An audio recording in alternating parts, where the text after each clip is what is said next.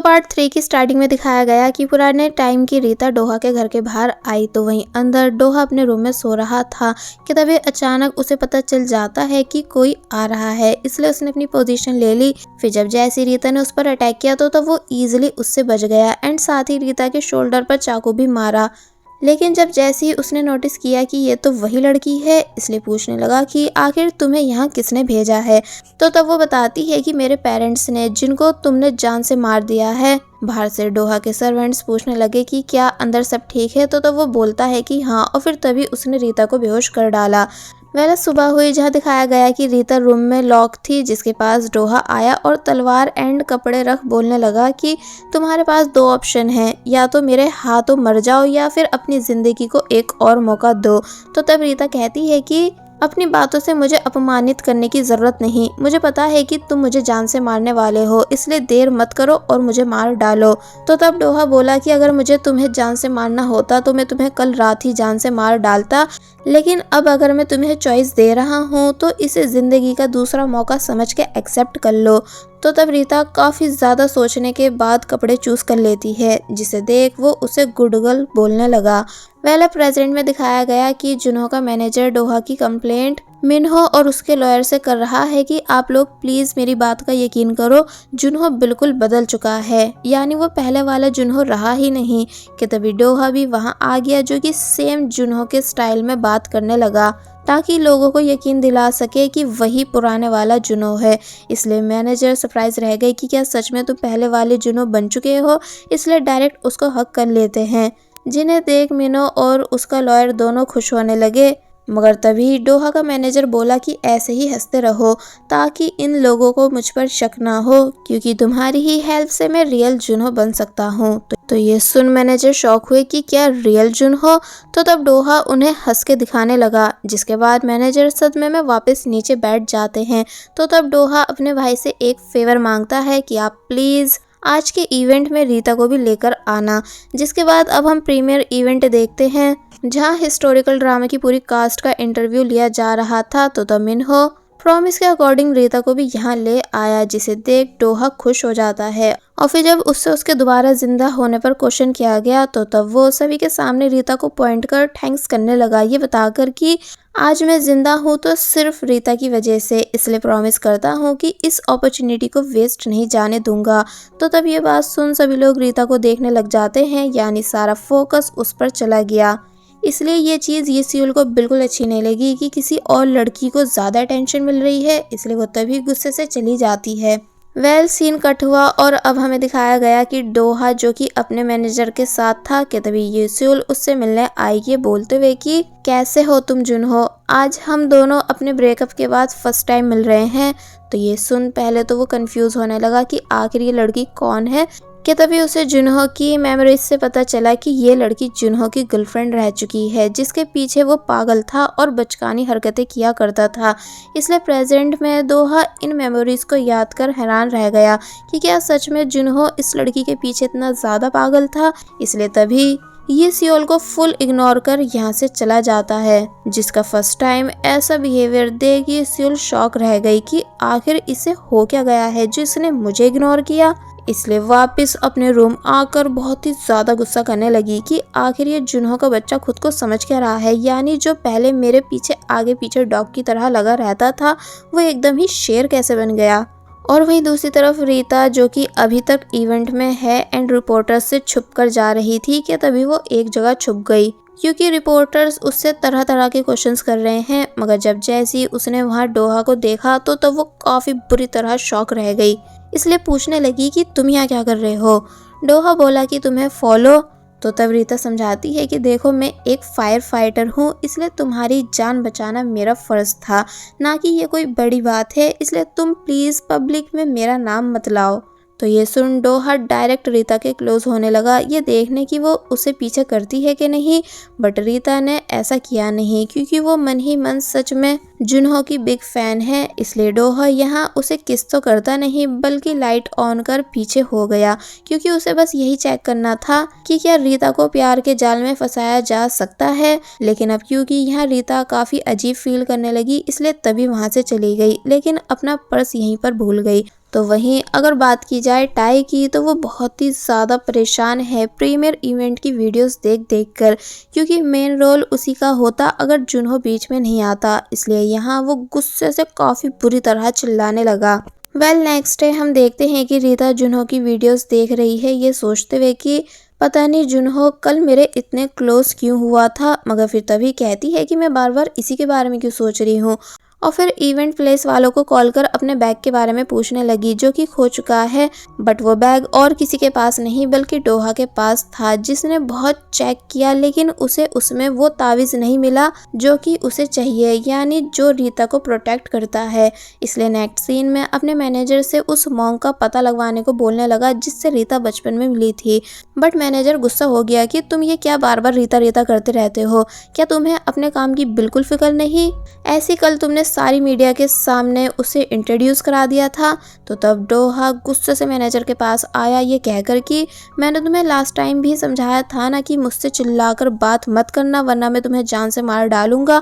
और शायद लगता है कि तुम अभी तक समझ नहीं पाए कि मैं तुम्हारा वाला जुनहो नहीं हूँ, बल्कि कोई और हूँ जो कि जुनहो की बॉडी का यूज़ कर रहा है। मैनेजर ये अजीब बात सुन हैरान रह गए, इसलिए पूछने लगे कि तो फिर जुनहो कहाँ है? तो इस पर जब जैसी डोहा ने बताया कि वो हमेशा के लिए मर चुका है, तो ये सुन मैनेजर बहुत बुरी तरह डरने लगे। लेकिन फिर हंस के कहते हैं कि नहीं, ऐसा नहीं हो सकता, तुम मजाक कर रहे हो है ना? यानी तुम मुझे ये यकीन दिलाना चाह रहे हो कि भूत सच में होते हैं, लेकिन ऐसा नहीं है। तो तब डोहा मैनेजर को अपनी बात पर यकीन दिलाने के लिए लाइट ऑन ऑफ करके दिखाता है। तो तब बेचारे मैनेजर काफ़ी बुरी तरह कांप गए, यानी वो यकीन ले आए कि ये तो सच का भूत ही है। इसलिए काफ़ी ज़्यादा चिल्लाने लग जाते हैं, अपनी मॉम का नाम चिल्ला चिल्ला कर, और ये भी बोलते हैं कि प्लीज़ मुझे जान से मारना मत। तो तब डोहा हंसके कहता है कि तुम लकी हो जो मैं तुम्हें मारूंगा नहीं, क्योंकि मेरा इरादा यहाँ रुकने का नहीं है बल्कि जाने का है। तो तब मैनेजर पूछते हैं लेकिन कहाँ? तो तब वो बताता है कि वहीं जहाँ से मैं आया हूँ, इसलिए जल्द से जल्द उस मॉन्क का पता लगवाओ। और वहीं दूसरी तरफ हम सीनियर मॉन्क और उसी मेट्रो वाले मॉन्क को देखते हैं जिसे डोहा ढूंढ रहा है। तो तब यहाँ सीनियर मॉन्क को थोड़ा बहुत फील होने लगा कि जैसे कोई इस जगह उनसे मिलने आने वाला है। सीन चेंज हुआ और अब हम टाई को जुनहो के घर के बाहर ड्रंक हालत में चिल्लाते हुए देखते हैं, जो कि डोहा को जुनहो समझ उससे लड़ रहा था, साथ ही पत्थर फेंक के भी मारता है। बट डोहा ने उस पत्थर को अपनी पावर से रोक दिया। टाई ने वैसे तो खूब डोहा को जुनहो समझकर उल्टा सीधा बका, लेकिन जब वो रीता पर आया कि वो रीता नाम की 5 फाइटर भी तेरे साथ मिली हुई है ना, जिसका इवेंट में तू थैंक्स कर रहा था, अब देख मैं कैसे उसे परेशान करता हूँ। तो तब ये बात सुन डोहा को बिल्कुल अच्छा नहीं लगता, इसलिए जब जैसी टाई टर्न हुआ तो तब वो डायरेक्ट उसके सामने आ गया। टाई शॉक रह जाता है कि तुम अचानक यहाँ मेरे पास कैसे आए। बट डोहा वार्न करता है कि तू मुझे जो बकना चाहे वो बक ले, लेकिन बिल्कुल भी अपनी गंदी जबान से रीता का नाम मत ले, वरना मैं तुझे जान से मार डालूंगा। तो ये सुन टाई शॉक रह गया, यानी यहाँ उसने भी फर्स्ट टाइम जुनहो को ऐसे रूप में देखा। अब नेक्स्ट डे हम देखते हैं कि मिन्हो परेशान है टाई के बारे में सुनकर कि उसने कल रात कैसे यहाँ आकर तोड़फोड़ की, इसलिए अपने भाई से टाई से दूर रहने का बोलने लगा। कि तभी मैनेजर यहाँ आया एक बॉडीगार्ड के साथ, ये बताकर कि इन्हें आपके भाई ने हायर किया है। तो तब डोहा सरप्राइज हुआ कि आपने बॉडीगार्ड क्यों हायर किया, यानी मैं ऐसे ही ठीक हूँ। लेकिन मिन्हो मानता नहीं, क्योंकि उसे डर है कि कहीं दोबारा टाई उसके कमजोर भाई पर अटैक ना कर दे। तो वहीं मैनेजर भी खुश हो रहा था कि अब इस बॉडीगार्ड के रहते हुए ये भूत मुझे परेशान नहीं कर पाएगा। तो तब डोहा पहले आराम से बॉडीगार्ड के पास आया और फिर हैंडशेक करने के बहाने डायरेक्ट उसे काफी बुरी तरह नीचे गिरा देता है। सब लोग ये नज़ारा देख शॉक रह गए, इंक्लूडिंग बेचारे मैनेजर, कि अब मेरा क्या होगा। एंड मिन्हो के भी होश उड़े हुए थे कि अचानक मेरा भाई इतना स्ट्रॉन्ग कैसे बन गया। तो तब डोहा अपने भाई से बोला कि मैं खुद से अपने लिए एक अच्छा बॉडीगार्ड ढूंढ लूंगा, आप मेरी फिक्र मत करो। और वहीं दूसरी तरफ हमें रीता दिखाई गई जिसे सम्मानित किया जा रहा था फायर फाइटर अवार्ड देकर। और अब रात में वो अपने फ्रेंड्स के साथ पार्टी करने आती है, जहां उसके दोस्त रीड कर रहे थे कि रीता को कैसे नेशनल फायर एजेंसी से जॉइन लेटर आया है। तो तब रीता और भी ज़्यादा खुश होने लगी, क्योंकि ऐसा मौका हर किसी को नहीं मिलता, इसलिए खुशी के मारे कुछ ज़्यादा ही ड्रिंक कर जाती है। और फिर जब नशे की हालत में झूमते झूमते बाहर आई कि तभी उसको बाहर चून्हों का पोस्टर दिखा, जिससे वो बातें करने लगी ऐसे जैसे कि वो उसके साथ ड्रिंक कर रही हो। और फिर तभी वापस जाने लग जाती है, लेकिन अचानक डोहा को देख सरप्राइज रह गई, क्योंकि वो उसके सामने ही था। इसलिए पूछती है कि आप यहाँ कैसे, क्या आप उस पोस्टर से बाहर आए हो? डोहा बोला कि हाँ शायद ऐसा ही कुछ, पर बस मेरे यहाँ आने का रीज़न तुम हो।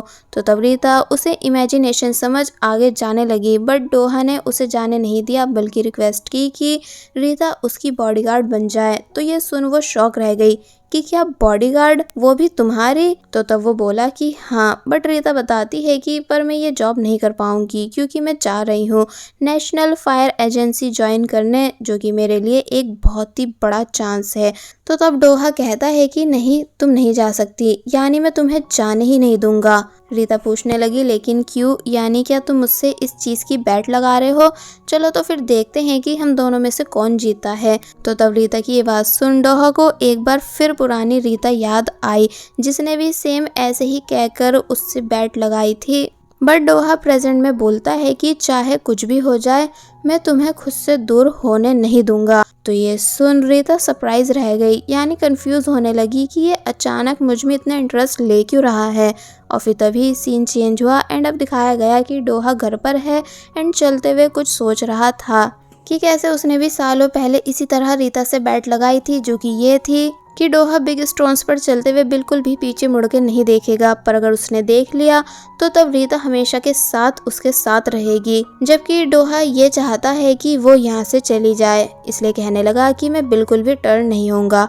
वेल बैट स्टार्ट हुई, जहाँ डोहा बस चलता गया एंड बिल्कुल भी टर्न नहीं हुआ, रीता के काफ़ी पुकारने पर भी नहीं। इसलिए वो खुद से उसे पीछे से आकर हक कर लेती है, ये बोलकर कि प्लीज़ मुझे खुद से दूर मत करो, मैं तुम्हारे ही साथ रहना चाहती हूँ। तो तब डोहा कहने लगा कि ये तो चीटिंग हुई, पर जब रीता बिल्कुल भी मानी नहीं तो तब इमोशनल होकर वो टर्न हो ही गया, क्योंकि वो क्या करे, उस टाइम वो सच में रीता को बहुत ही ज़्यादा पसंद करता था। इसलिए डायरेक्ट रीता को किस भी कर लेता है, क्योंकि तब उसे लग रहा था कि रीता सच में उसे पसंद करती है।